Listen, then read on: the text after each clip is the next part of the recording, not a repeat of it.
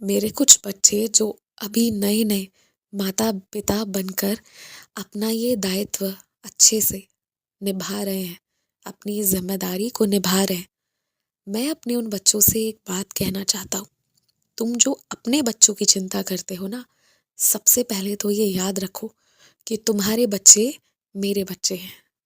तो सबका सब कुछ मेरा है, सारी जिम्मेदारी मेरी।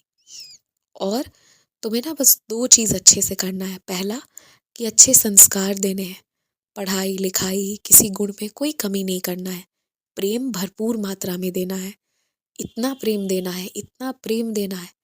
और रिश्ते में इतना हक तुम्हें देना है कि वो तुमसे सारी बातें कर सके बेझिझक, किसी भी वक्त, कभी भी। और दूसरा जो तुम्हें करना है, पता है क्या? कि आज तुम्हारी तनख्वाह कम हो, ज़्यादा हो, कुछ भी हो, तुम उन्हें दो खिलौने कम दिलाओ, दो कपड़े कम दिलाओ, वो चलेगा। पर उनके लिए तुम्हें पैसों का बचत करना है, थोड़ा थोड़ा ही सही। जिस महीने बहुत कम भी कर पाओ ना, पर करो ज़रूर। ये थोड़े थोड़े पैसे कब बहुत अधिक हो जाएंगे ना, तुम्हें पता नहीं चलेगा। और पहले ना खर्च नहीं किया जाता, पहले बचत की जाती है। बचत के बाद जो बचता है ना, उससे खर्च किया जाता है। दो जगह पैसे कम खर्च होंगे तो चलेगा, कोई दिक्कत नहीं है उसमें। लेकिन अगर बचत नहीं करोगे ना, तो भविष्य में बहुत दिक्कत होगा। इस बात की ध्यान रखना। और मुझे एक बात तुमसे कहना है। तुमने मेरी एक मूर्ति को अपने घर पे लाकर रखा था, और अब उसमें कुछ जगहों पर टूट फूट सा गया है। कई लोग तुमसे कह रहे हैं कि तुम उसे हटा दो अपने घर से।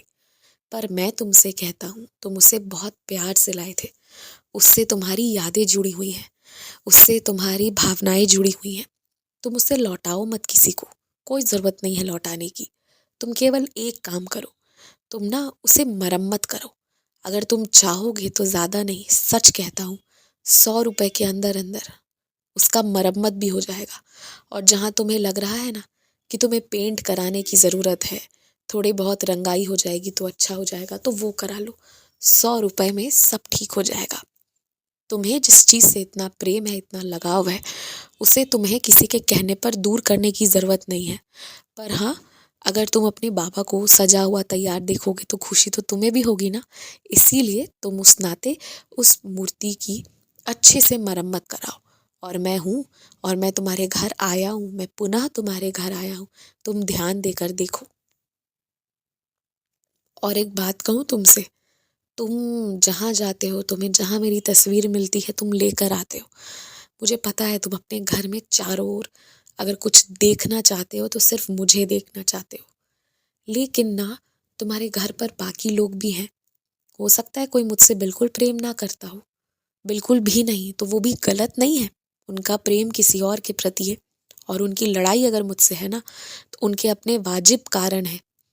तो तुम ऐसा मत होने देना कि सिर्फ मुझे रखते चले जाना और उन्हें जगह ना मिले।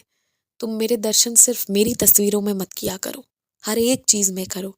और बल्कि तुम्हारे तो मेरे प्रति बहुत श्रद्धा है ना। जिसकी श्रद्धा धीरे धीरे जागृत हो रही है ना, चाहे किसी भी रूप में, उसे थोड़ी जगह अधिक दो। उसे अलग अलग आकृतियां लानी है, लगाकर रखने दो। तुम उस चीज़ के लिए कभी भी लड़ाई झगड़ा मत करो। आज तुम्हें ना एक ऐसे व्यक्ति से आशीर्वाद मिलेगा जो राष्ट्रीय अंतर्राष्ट्रीय तौर पर पहचाना गया है, कभी पुरस्कृत किया गया है, और विशेष देवीय कृपा है उस पर। आज तुम्हें वैसे व्यक्ति से आशीर्वाद मिलेगा। अजीब लग रहा है ना सुनकर? रात में याद करना कि मेरी ये बात सच निकली। और जिससे आशीर्वाद मिलेगा ना, समझना उसके मुंह से निकले हुए शब्द मेरे शब्द हैं।